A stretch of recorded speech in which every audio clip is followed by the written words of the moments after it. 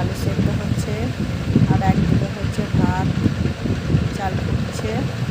এই যে ভাতটাও রেডি, আর বেশিক্ষণ লাগবে না, তাড়াতাড়ি হয়ে যাবে।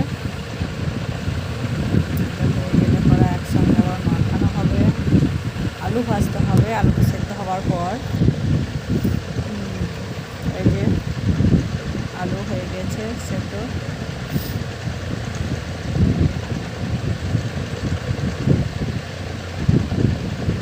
ভাতও রেডি,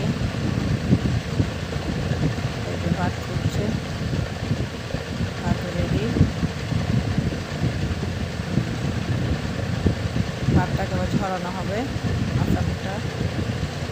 আলু রেডি